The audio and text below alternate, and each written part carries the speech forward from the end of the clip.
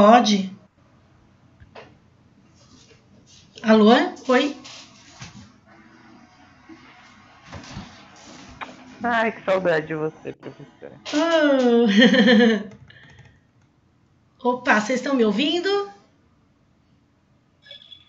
Sim. Ah, então tá bom. Como é que vocês estão?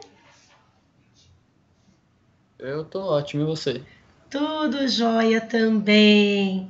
Vocês já me viram outro dia, né, pela videoaula, né? Mas agora que eu tô conseguindo falar com vocês direitinho, né?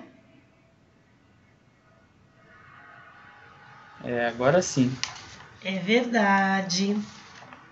Falta um minutinho aí pra gente começar. Já peguem aí a lição, nós temos a correção da lição de casa, né? Página 50, 59 e 60. Opa! Já fiquem aí com o livro.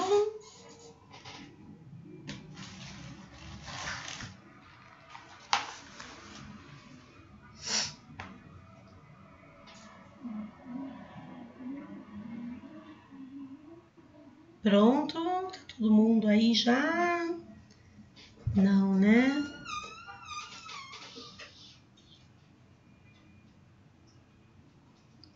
Todo mundo tá com o livro aberto na página 50.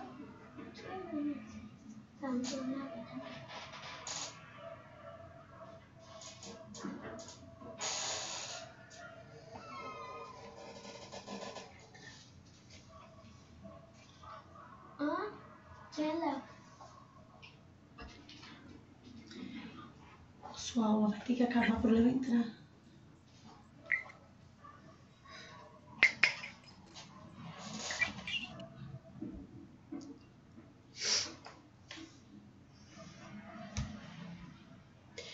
Vamos lá então, pessoal. Bom dia aí para todo mundo. Tudo bem com vocês? Vocês fizeram uma lição de casa que eu pedi, né? E hoje nós marcamos essa aula ao vivo para fazer correção, para tirar dúvidas, ok, pessoal? Vou pedir a gentileza para que vocês deixem microfone e câmera desativados. Quando vocês tiverem alguma dúvida, vocês podem ligar o microfone e perguntar, porque muitas vezes eu estou prestando atenção no que eu estou falando, corrigindo, e eu acabo não vendo algum chat, alguma coisa. Mas façam de uma forma ordenada, né? Como a gente faz em sala de aula, um por vez, senão não dou conta aqui, tá bom, pessoal? Então vamos lá? Então peguem aí o livro de vocês, página 50. Nós temos aqui as questões que eu vou ler com vocês. Vamos lá, deixa eu pôr meu óculos, senão eu não enxergo aqui. Então vamos lá, todo mundo, tá tudo certo aí? Todo mundo com o livro? Ótimo, então vamos lá. Primeira questão, página 50. É possível afirmar que Robert Hooke foi o primeiro a observar e a nomear a estrutura denominada célula, mas não foi o primeiro a compreendê-la? Justifique sua resposta. A resposta é sim, né? Porque em 1665, né, quando Robert Hooke visualizou essas células, né, ele ainda não tinha essa definição, ele ainda não tinha muita noção do que eram aqueles pequenos buraquinhos, pequenos espaços, né, que ele conseguiu ver quando observava pedaços de cortiça, né, no microscópio. Então, essa visualização correta, esse entendimento correto se deu 170 anos depois dele ter visualizado a célula. Foi aí que conseguiram, através de pesquisas, né, de formas mais tecnológicas, digamos assim, né, apesar de ser um tempo tão remoto, mas eles conseguiram compreender o que era aquilo tudo. Então, Robert Hooke visualizou, mas o entendimento só se deu 170 anos depois dessa visualização, ok? Eu me lembro que eu expliquei isso para vocês direitinho na videoaula, certo? Tudo bem? Alguma dúvida nessa? Não? Tá ótimo. Segunda questão. Dúvidas? Alguém abriu o microfone? É dúvida? Não? Perfeito. Vou pedir a gentileza para vocês deixarem então os microfones desativados, tá? Só abre quando tiver alguma dúvida para falar alguma coisinha. Adriane, você está sem o microfone. Primeiro médio, eu não estou gostando muito da brincadeira, não. Vocês têm essa autonomia de estar multando o professor e derrubando alguém da sala? Isso não é legal. Eu vou ficar assistindo essa aula e vou descobrir quem está fazendo isso. Não é bacana. Desculpa, Adriana, pode continuar. Imagina, agora tá dando para ouvir? Tudo bem? Agora estão me ouvindo? Tá. Alguma dúvida na primeira questão? Tudo ok? Então vamos para a segunda. A primeira visualização de uma célula ocorreu por volta de 1600. Explique por que somente nos últimos 60 anos aconteceu um avanço expressivo na compreensão das estruturas internas e do funcionamento metabólico das células. Isso se deve ao desenvolvimento de novas técnicas, né, de observação, microscópio eletrônico, tudo isso... Então, você tá muda de novo. Nossa, alguém tá com o microfone ligado? Tá muda. Alô? Muito, senhora. Pessoal, desliguem o microfone. Tem que clicar no microfone ali embaixo. Pessoal, sem microfone, por favor. Você vai Pronto. repetir a última questão? Repito, claro. Tá dando para ouvir agora? Sim, senhora.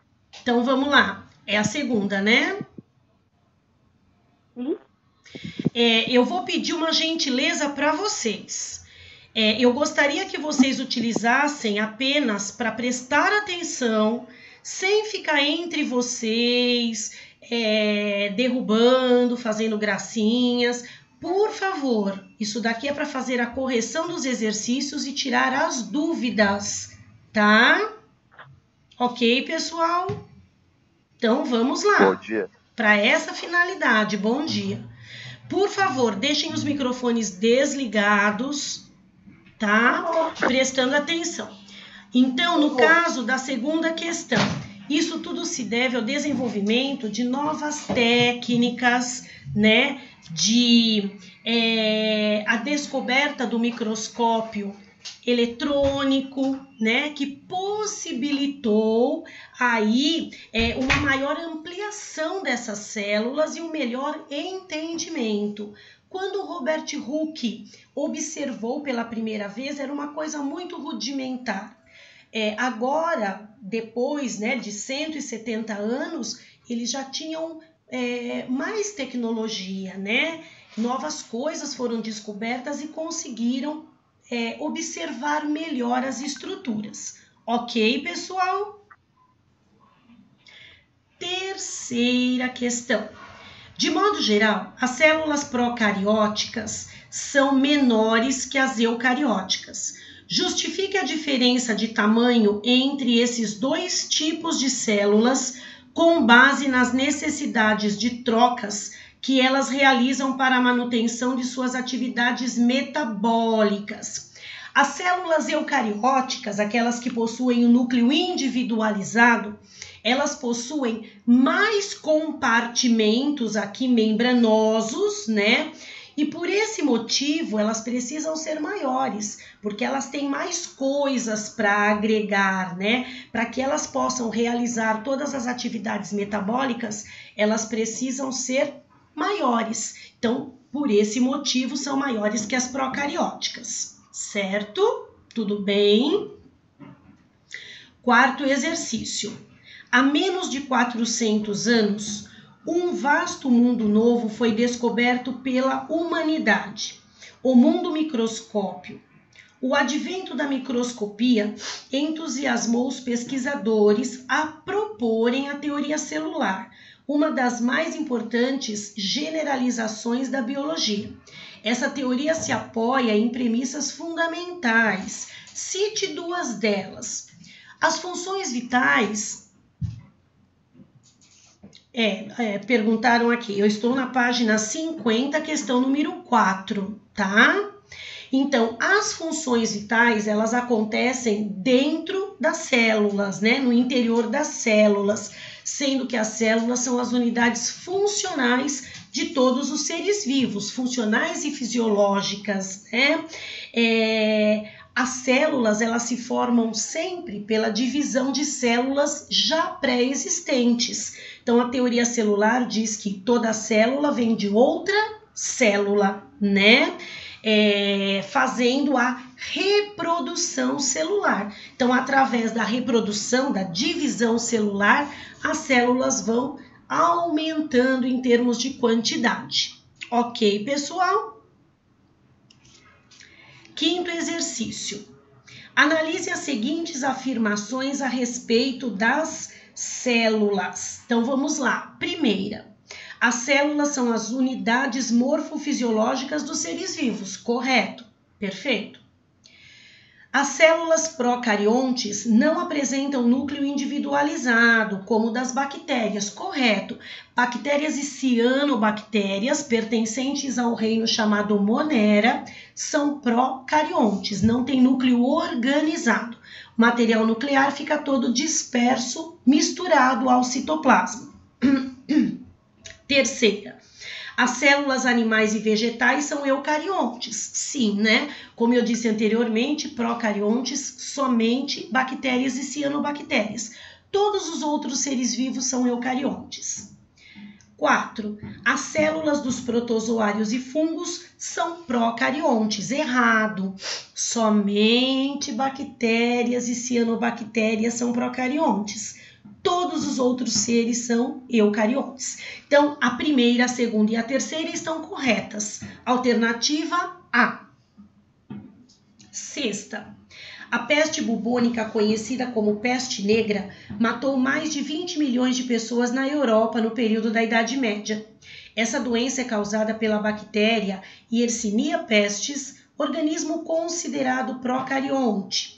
A única estrutura que não se encontra nas células desse organismo é letra E, lisossomos. Os lisossomos são organelas membranosas responsáveis pela digestão celular. Se são organelas membranosas, estão apenas nas células eucarióticas. Células procarióticas não possuem organelas membranosas, ok? Agora, nós vamos para a página 59. Eu quero saber se alguém tem dúvidas até agora. Se alguém tiver, pode perguntar. Não? Ó, que classe boa, todo mundo fez tudo direitinho. Muito bem, nenhuma dúvida. Ok, pessoal, podemos para a página 59, então? Vamos lá? Página 59, questão número 1.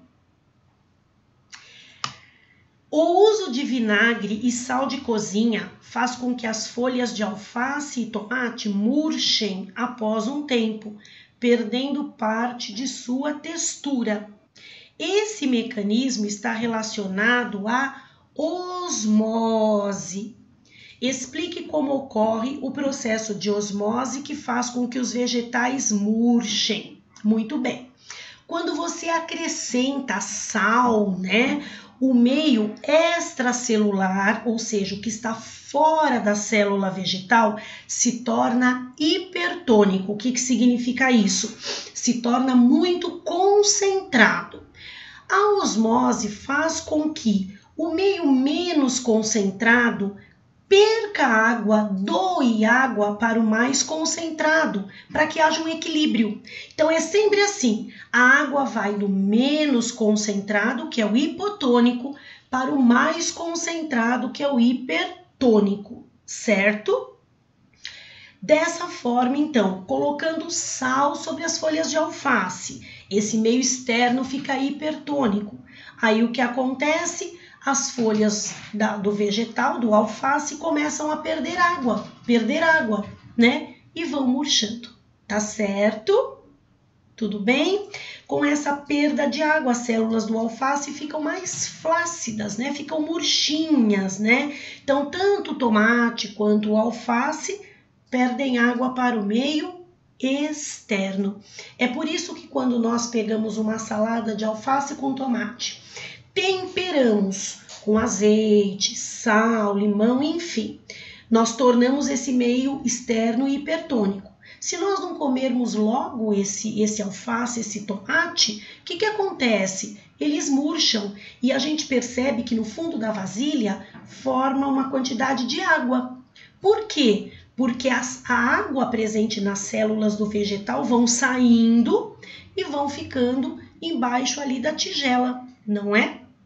Tá? Então é por isso que depois de um tempo a gente vê que tem aguinha ali debaixo ali da salada, tá? É a água que saiu das células vegetais por conta aí da osmose.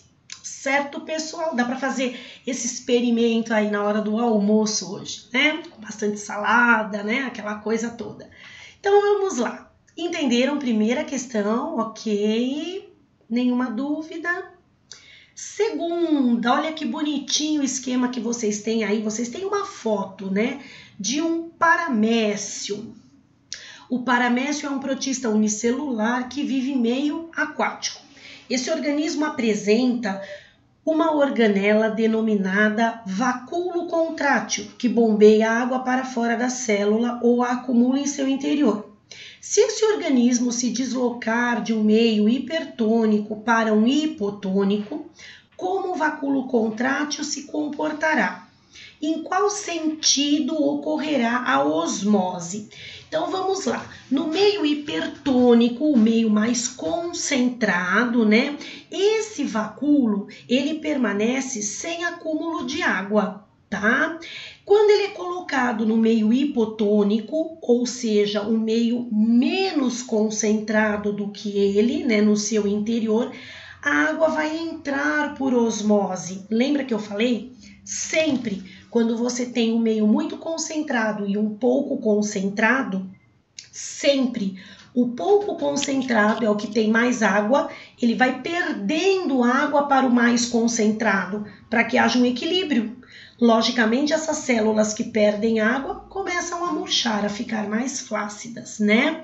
Então, a água ela vai entrar através da osmose aí na célula e vai se acumular nesse vacúolo, nessa estrutura própria para acumular essa água, né? Buscando aí esse equilíbrio osmótico, ok? Tudo bem? Alguma dúvida? Não? Terceiro exercício.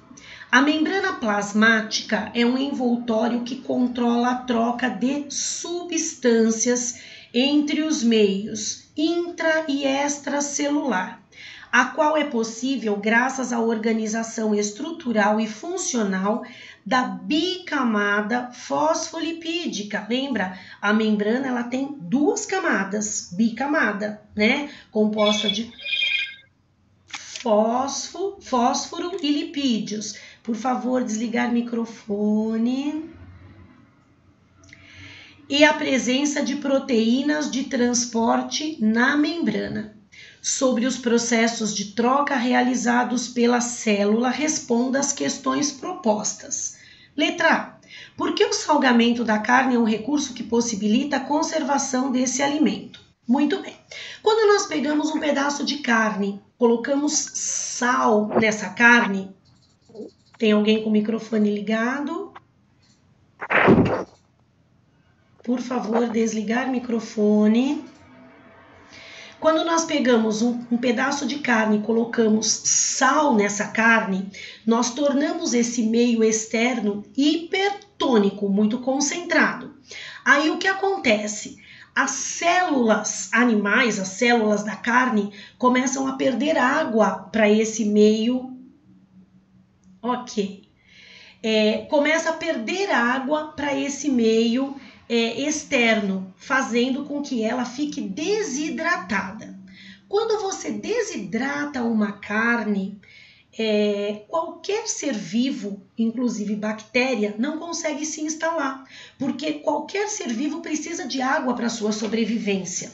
A partir do momento que você retira toda a água de um determinado material, você evita que bactérias entrem e comecem a fazer a putrefação, o apodrecimento dessa carne, ok? Então aqui ele está falando, né? Por que que o salgamento ele conserva o alimento?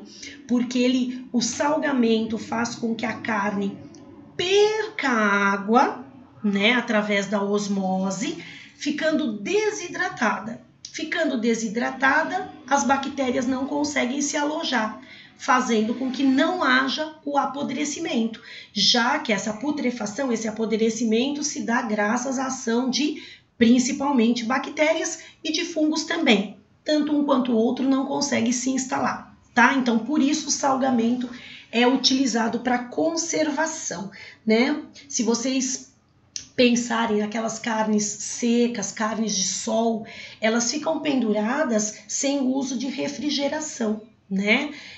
Por conta disso, porque o salgamento vai impossibilitar a presença ali de bactérias e fungos que vão apodrecer, certo? Tudo bem? B. Por que a célula animal se rompe quando colocada no meio hipotônico? Porque quando a célula animal é colocada no meio hipotônico, ela começa a ganhar água do meio, ela começa a reter água do meio. Lembrando, sempre a água vai do meio hipotônico para o hipertônico. Nesse caso, qual é o meio hipertônico? A própria célula. Então, quando você coloca essa célula no meio hipotônico, ela vai ganhando água do meio, tá? E aí, o que que acontece? Ela vai ter um rompimento da sua membrana, porque ela vai pegando água, vai pegando água, e o seu volume vai aumentando até que ela se rompe, certo? Letra C. Quais são as principais diferenças entre os transportes passivo e ativo?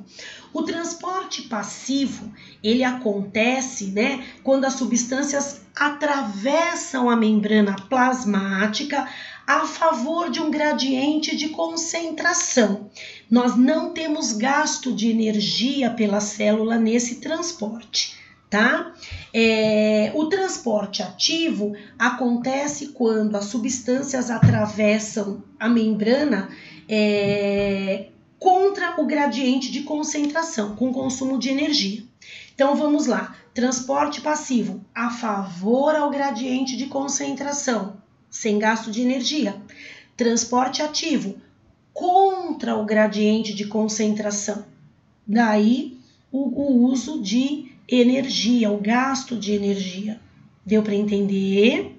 Alguém não entendeu? Oi. Você pode repetir a resposta, por favor? A resposta da letra C. É, isso. Tá. Você quer que eu dite devagar para você anotar ou é só a explicação? Que você dite para eu... Para você colocar? Tá, joia. Então, para quem quiser anotar direitinho, pode colocar assim. O transporte passivo ocorre quando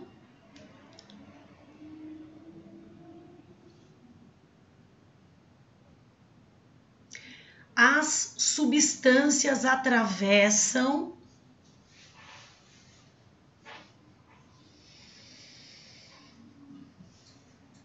a membrana plasmática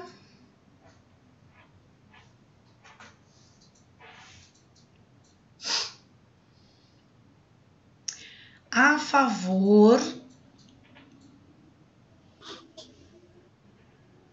de um gradiente de concentração.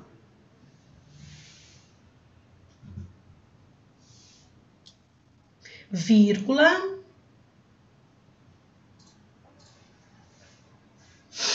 Sem gasto de energia.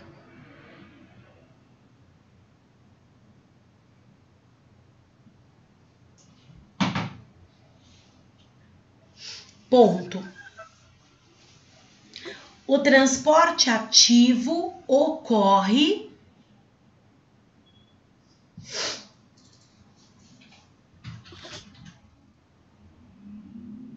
quando as substâncias atravessam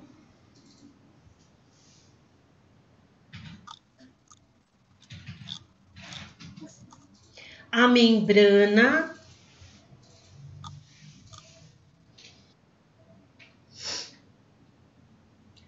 contra o gradiente de concentração.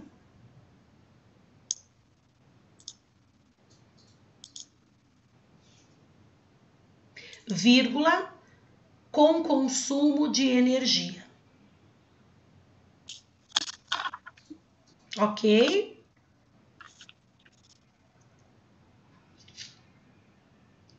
Deu para anotar?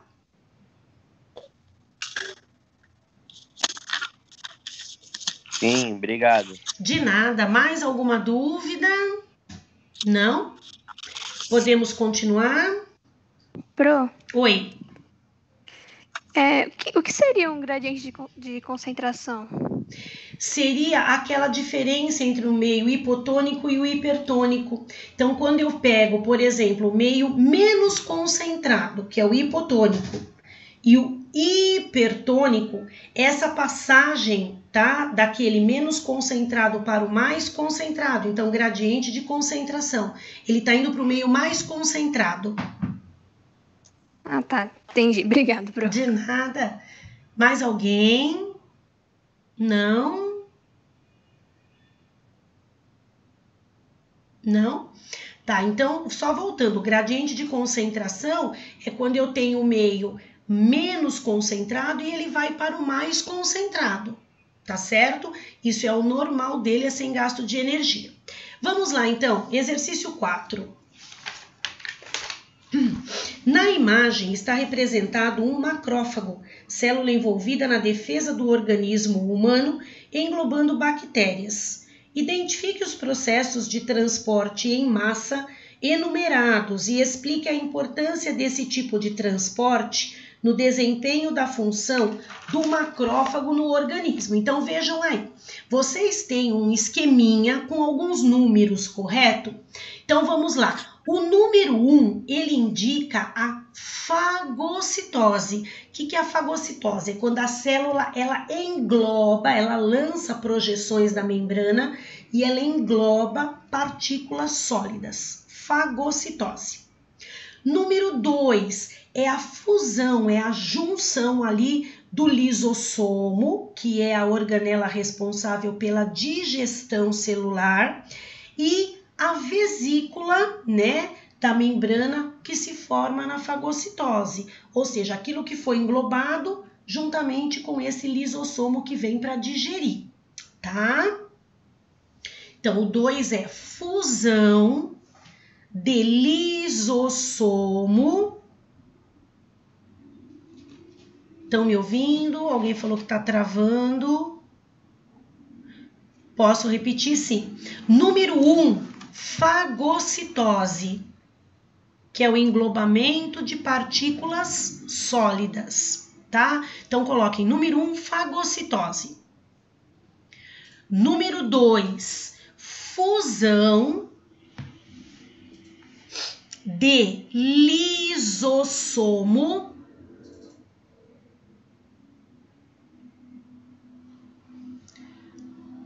com a vesícula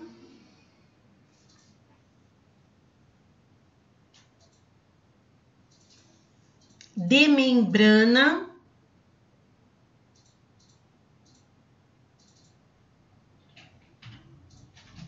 formada na fagocitose.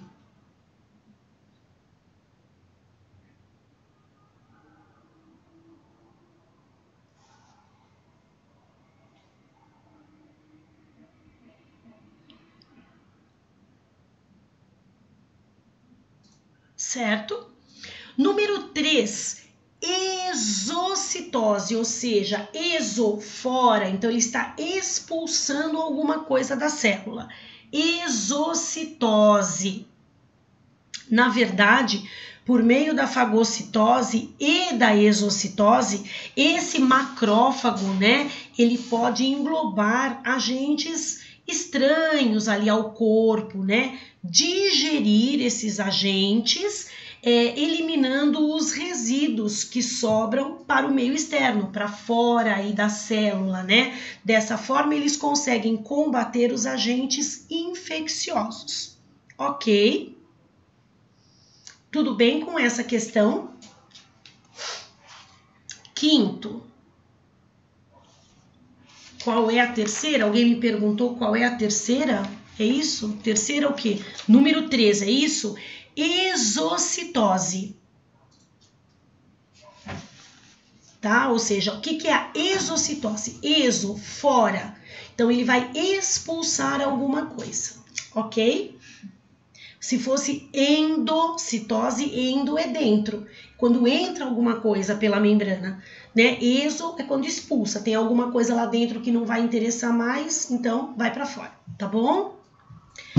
Quinto exercício. Depois que ocorre o processo digestivo, os nutrientes são absorvidos pela mucosa intestinal e encaminhados à corrente sanguínea.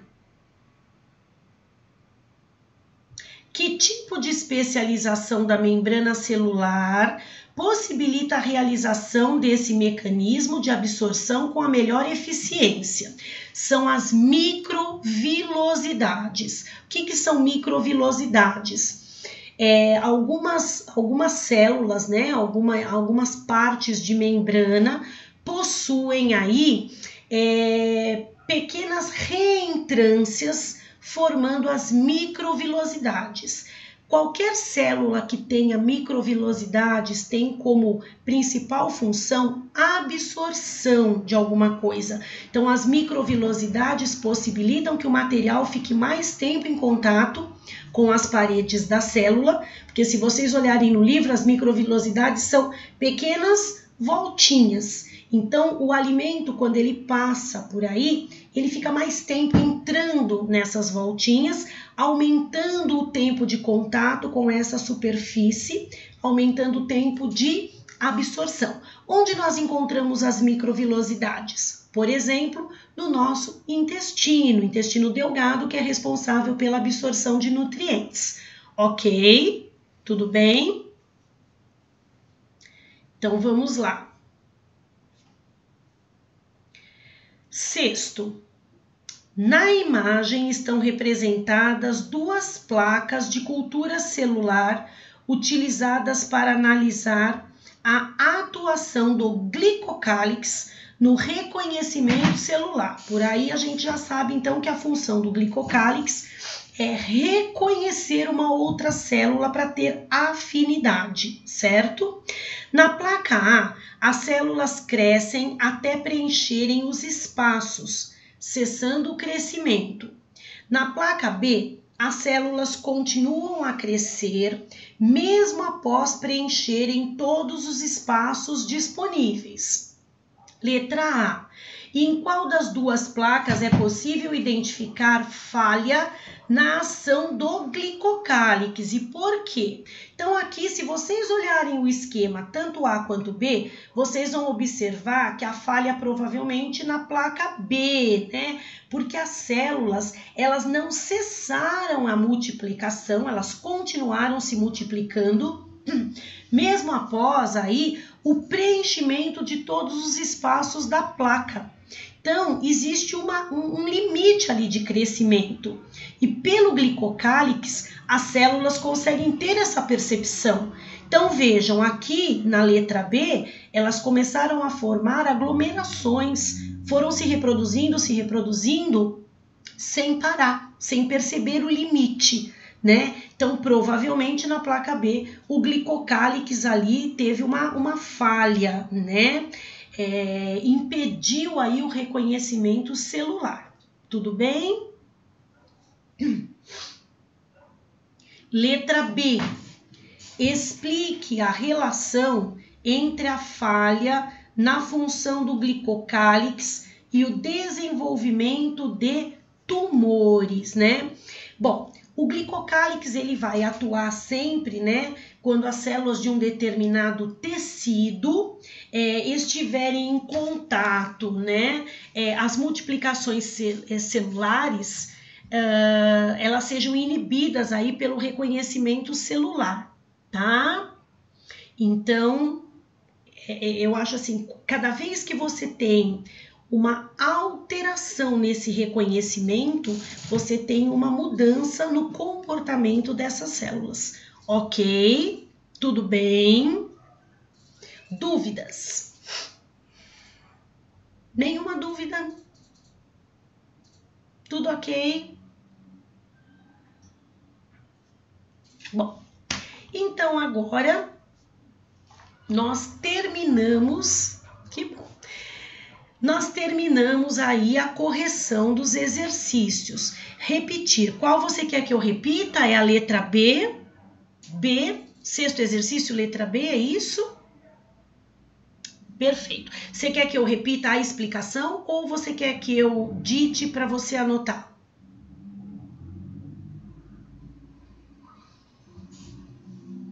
Não respondeu, mas tudo bem, vamos lá então. A letra B está dizendo assim: explique a relação entre a falha na função do glicocálix e o desenvolvimento de tumores. Então, o glicocálix, ele atua, né, para que quando as células de um determinado tecido estiverem em contato, as multiplicações celulares, elas sejam inibidas, elas parem de acontecer pelo reconhecimento celular. Essa é a resposta. Ok. Dúvidas? Não? Pessoal, é muito importante que vocês, após assistirem a videoaula, peguem o LIP, leiam o texto na íntegra, tá? Vejam se vocês têm dúvidas. Eu estou à disposição para tirar as dúvidas de vocês pelo Skype. Não são todas as aulas que nós vamos ter esse contato, né? Muitas eu gravo como videoaula. Eu acho que a explicação fica melhor como videoaula, né? Então, depois, assim, se vocês acharem que não tá dando para entender com a videoaula e tudo mais, me avisem e a gente pensa numa outra forma. Eu achei que com a videoaula ficasse mais fácil vocês compreenderem o conteúdo. Aí vocês vão fazer os exercícios e nos momentos em que nós estivermos ao vivo como esse, aí a gente pode conversar, pode tirar dúvida e assim por diante, né? Nós temos aí ainda 10 minutinhos, né? Se vocês tiverem dúvidas, quiserem falar alguma coisa... Tá, então já tem gente que falou que gostou, que a explicação ficou clara, a intenção realmente é essa, né? É vocês me verem dando aula como se eu estivesse na sala de aula explicando o conteúdo, né? Mas é claro, na sala de aula nós temos a interação, né? Eu vejo o rostinho de vocês, né? Então a gente, como eu falei no início da nossa primeira videoaula, na sala de aula eu consigo perceber se o aluno está entendendo, se não está, às vezes com um olhar a gente percebe isso, né? Aí o aluno às vezes não pergunta, mas a gente bate o olho, a gente fala, nossa, esse não está entendendo, aí a gente volta, às vezes a gente nem comenta nada, né? Para não expor o aluno, mas a gente volta porque percebeu que o negócio não tá sendo entendido, compreendido. Deixa eu falar, você vai reclamar, ela já acabou a matéria, tá? O que foi? Alguém quer falar alguma coisa? Quer abrir o microfone? Não? Então, assim, a videoaula é uma coisa que eu levaria, por exemplo, 2 aulas para explicar um determinado conteúdo que na videoaula eu explico em 15, 20 minutos, porque não tem a interferência, né? O aluno não pergunta, a gente não faz algum comentário à parte, é só explicação. Então, vocês vão perceber que as videoaulas, elas são mais curtas, né? Eu não vou ficar os 45 minutos falando o tempo inteiro, porque condensa, né? Não tem as interferências. E essas interferências, dependendo da interferência, acaba às vezes atrapalhando um pouquinho, mas dependendo, são interferências boas, né? São contribuições que vocês trazem, porque é o que eu sempre falo. Eu ensino o conteúdo, mas eu aprendo muita coisa com vocês. Então, essa troca é muito importante. Daí a necessidade das aulas presenciais, né? Para a gente ter essa troca. Nesse momento, isso não é possível, né? Então, a gente vai tentando, né? De outras formas que vocês tenham essas aulas, tenham esse conteúdo. Não quero que vocês se prejudiquem em relação a isso. Mas a gente vai conversando aí. Ok, pessoal? Alguma pergunta ou alguma coisa que vocês queiram falar, que não tem a ver com a matéria, mas que vocês queiram me perguntar? Pode abrir o microfone e perguntar se quiser. Não? Ninguém tem nenhuma pergunta? Nenhuma, Pro. Nenhuma, entendeu tudo. Zerado. Alguém tá tirando os alunos, é isso? Tá derrubando o aluno? Adriana, eu acho que, não Conversa, sei, professor. eu tô falando com o primeiro médio, tô falando, acho que com criança bem pequenininha, porque no maternal nós estamos tendo esse tipo de aula também, e não tem nenhum problema com as outras salas, só o primeiro médio, é incrível isso. Gente, não tá afim, sinceramente falando, fica dormindo. Pega, faz só o roteiro, não precisa assistir as aulas. Se não tá afim, não tá afim de... Gente, por favor, vocês são já praticamente quase adultos, né? É vergonhoso. Então, tirando os outros amigos, ou tirando áudio de professor, sabe? É imaturo demais para essa turma. Desculpa, viu, Adriana? Imagina. Por isso que eu fiquei assistindo a aula, porque Tá. é inadmissível, é inadmissível. Quer brincar? A gente brinca com outra coisa, isso aqui é sério, né? A gente está dando aula como se fosse sala de aula. Vocês pensam que a gente não tem como analisar as coisas? Será que vai ser a única sala que não vai poder ter vídeo aula ao vivo com o professor? Vão ser tudo gravadas, porque vocês vão lá e assistem e depois tiram as dúvidas individualmente com o professor? Porque é isso que a gente vai fazer, né? Uhum. Eu acho que é uma pena, porque muitos estão empenhados, estão aí para ter aula. Agora, quem não está afim, gente, sinceramente, sabe? Desculpa, mas fica dormindo. Desculpa, Adriana. Imagina. Eu concordo. Eu acho que é um momento que vocês têm para tirar dúvidas, para perguntar alguma coisa em relação ao conteúdo, porque a gente se vê poucas vezes agora, então não dá para perder esse tempo com brincadeiras, né? E realmente é o que a Simone falou. Eu já dei outras aulas ao vivo para outras turmas, não tive problema nenhum, né? O pessoal assim tirou dúvidas, cada um falou num determinado momento, tudo certinho. Agora é difícil. Eu sei que tem aluno que está levando a sério, que está fazendo direitinho, mas tem muito aluno brincando, né? Então, realmente, não é brincadeira, né? Não é assim, a professora estava em casa e entrou ali para bater papo. Não é. Existe toda uma preparação dessas aulas, vocês não imaginam o trabalho que os professores estão tendo para tudo isso, né? A Simone sabe disso melhor do que eu, porque ela está cuidando de todos os professores, né? Eu vejo por mim. A gente tem o trabalho de planejar a aula, de fazer tudo direitinho. Pra gente é tudo muito novo também. Então, assim, não dá pra gente ficar brincando, perdendo tempo, né? Eu acho importante que a gente leve a sério, né? Para que vocês continuem tendo esses momentos para tirar dúvida, para fazer a aula ao vivo, que eu acho que é tão importante, né? Alguém tem mais alguma coisa? Mais alguma... Oi. O que é permease? Como ela funciona? Permease. Quando você tem uma difusão normal, o que acontece? A difusão é a passagem de determinadas substâncias, normalmente pela membrana. A membrana, ela tem poros, né? Ela tem buraquinhos. Quando você tem substâncias que passam por esses poros, sem nenhum esforço da célula, você tem a difusão normal. Quando você tem alguma substância um pouquinho maior, ela precisa de uma certa ajuda para passar por esses poros da membrana. E essa ajuda, ela é dada pelas permeases, tá? Que são proteínas que ajudam a passagem dessas substâncias um pouquinho maiores.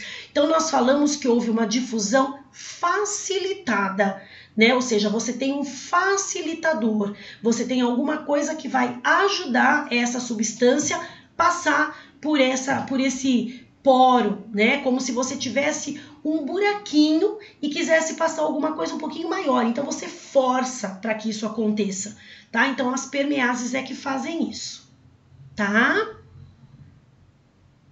Certo? Obrigado. De Consegui entender nada. certo. Mais alguma dúvida? Senão a gente vai encerrando. Então, falta um minutinho para terminar nosso horário, certo? Deixa eu ver aqui. Nós tivemos essa aula ao vivo, né? Depois nós vamos ter novamente uma aula ao vivo no dia 20 para sanar mais dúvidas. Então, assim, eu quero que vocês se comprometam a ler o conteúdo do LIP, olhar bem essas questões, porque agora é que começam a surgir as dúvidas. Como vocês tiveram essa aula comigo ao vivo e eu expliquei algumas coisas, agora é o momento de vocês olharem direitinho, tentar entender certinho e ver onde tem dúvidas. O que vocês tiverem dúvidas, tragam pra gente no dia 20, na quarta-feira. Ok, pessoal? Tudo bem? Então tá ótimo. Eu vou pedir a gentileza então para que vocês saiam da reunião para eu poder fechar, tá? Então, por favor, saindo. Tchau, gente. Até quarta-feira. Tchau, tchau.